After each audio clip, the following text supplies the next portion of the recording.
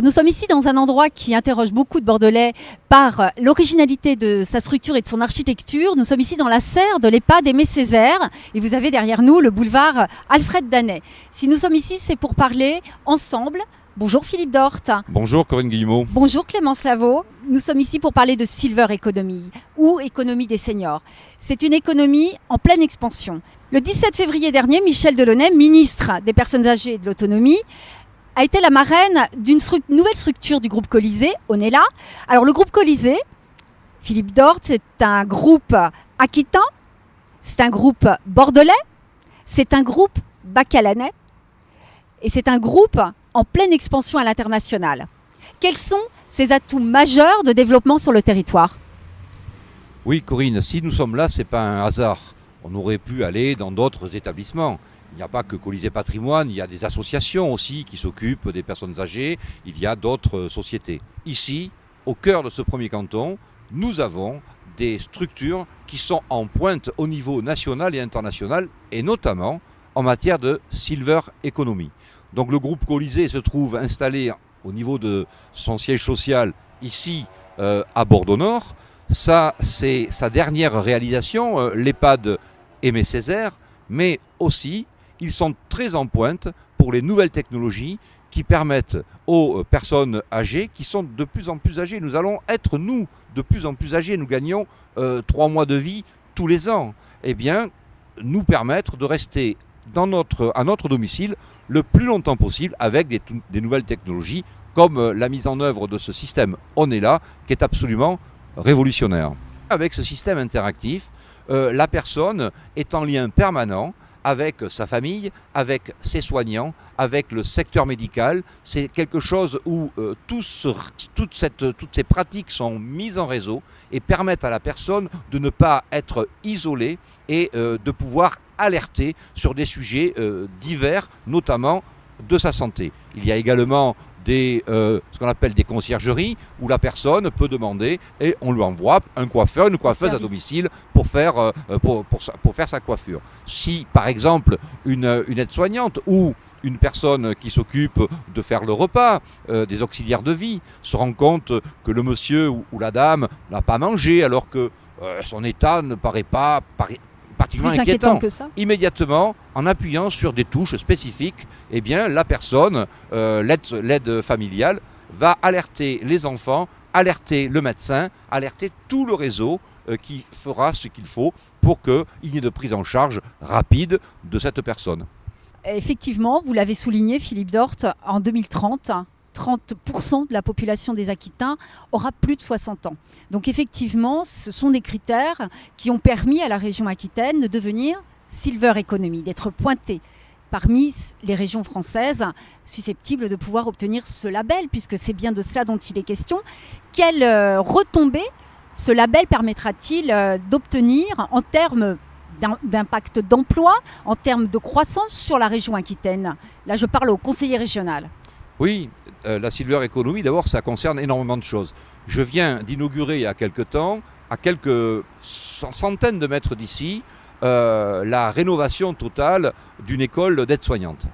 Bon, les écoles d'aides-soignantes vont former des aides-soignants ou des aides-soignantes qui auront du travail, notamment dans les EHPAD comme celle-ci. Il n'y a pas que les hôpitaux, les cliniques, etc. Donc ça va de la formation, ça va de la création de métiers particulièrement spécialisés. Et aujourd'hui, rien que la structure dans laquelle nous sommes, c'est-à-dire la structure qui appartient à ce groupe Colisée, c'est 300 personnes en Gironde qui travaillent pour ce groupe. Donc ce sont des dizaines et des dizaines et des dizaines de milliers d'emplois actuels. Et ça va être doublé, triplé, quintuplé dans les années, dans les 10, 20, 30 ans qui vont suivre. On a ces nouvelles technologies qui permettent aux personnes très âgées de pouvoir rester chez elles. Et ensuite, l'EHPAD, c'est la personne âgée dépendante. Eh bien, à partir du moment où la personne est arrivée au bout de ce qu'elle peut physiquement faire, ou parfois, malheureusement, avec cette maladie terrible qu'est la maladie d'Alzheimer, eh bien, être obligée d'intégrer un établissement spécialisé, eh bien, l'EHPAD est là pour prendre le relais. Tout cela, ce sont les structures du département. de la région, de l'État aussi, avec l'agence régionale de santé qui gère en termes d'administration tout cela et qui doit être très en amont pour prévoir ce qui va se passer demain. Et c'est sur des groupes comme celui-ci ou des associations aussi qui existent très performantes que nous devons bâtir cette économie très importante demain.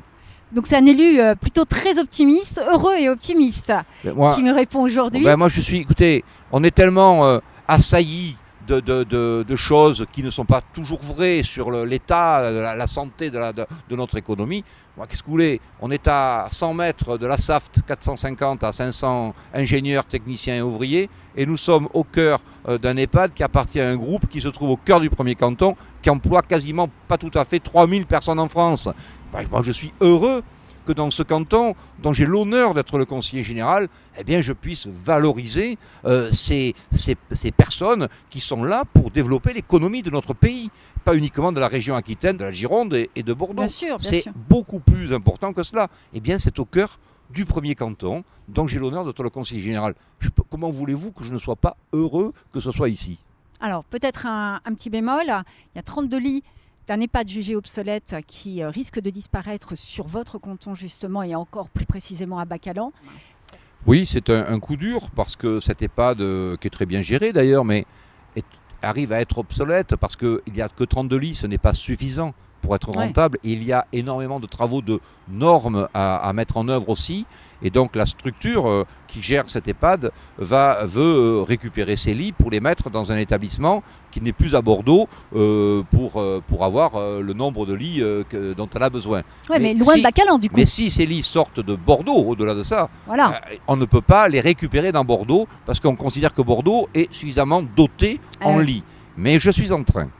Je ne peux pas aujourd'hui dire exactement le travail que je réalise, mais j'ai bon espoir pour que ces 32 lits restent sur le canton et à proximité immédiate de Bacalan pour que ces 32 personnes et puis ces lits qui intéressent énormément les Bacalanais qui ont toujours vécu ici, eh bien, puissent être installés dans un EHPAD de grande qualité à quelques encablures, à 800 000 mètres de l'EHPAD qui va... bien précis. Qui va malheureusement disparaître. Donc j'y travaille beaucoup, c'est un sujet qui m'interpelle énormément et j'ai bon espoir pour arriver à faire en sorte que ces 32 lits ne partent pas à l'extérieur de Bordeaux et restent dans le secteur très très proche de Bacalan. Et on en parlera certainement un peu plus tard quand tout sera terminé. On prend rendez-vous pour absolument. Permettre à nos téléspectateurs, aux internautes, de pouvoir avoir les renseignements nécessaires et être ainsi confortés. Absolument. On est d'accord. Tout à fait. Donc, je me tourne à présent vers Clémence Lavaux. Vous êtes l'heureuse directrice d'un établissement nouvelle génération dans le groupe Colisée. Exactement. Quelles caractéristiques a cet établissement pour en faire un établissement de nouvelle génération ? Alors effectivement, cet établissement a été ouvert complètement dans le système de la nouvelle génération. C'est-à-dire que nous avons une unité d'Alzheimer sécurisée qui est bien pensée. Et effectivement, donc ici par exemple, nous avons une très belle serre qui est une déambulation extérieure pour les gens qui sont atteints d'Alzheimer et qui permet d'avoir une déambulation externe complètement sécurisée. Nous avons le même principe à l'intérieur, de déambulation avec des couleurs au sol qui permettent de se repérer pour les gens qui sont atteints d'Alzheimer. Au niveau de cette unité, nous avons aussi une salle réminiscence qui permet aux gens de faire travailler par le visuel leur côté mémoire. Ouais. Ensuite, nous avons des contacteurs de porte, par exemple. Ces contacteurs de porte, ça veut dire que la nuit, dès que quelqu'un sort de sa chambre, le contacteur de porte sonne directement sur le téléphone. Et ça permet aux infirmières qui sont là, enfin aux aides-soignantes qui sont là la nuit, de pouvoir savoir exactement quelle est la personne qui a bougé dans sa chambre et pour éviter effectivement les problèmes.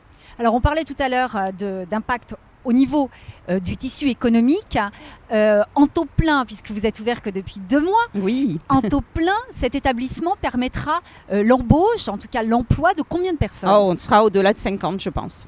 D'accord, pour combien de résidents ? Pour 88 résidents.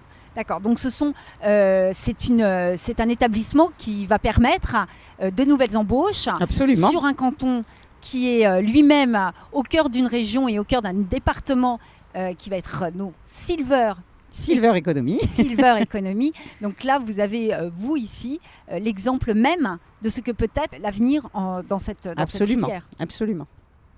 Clémence Lavaux, merci beaucoup. Merci. Philippe Dort, encore une fois, merci. Merci. Et nous donnons rendez-vous aux internautes à notre prochaine émission, pour notre prochaine émission qui aura pour thème une des compétences du Conseil général, les MDSI, les maisons départementales de la santé et de l'insertion.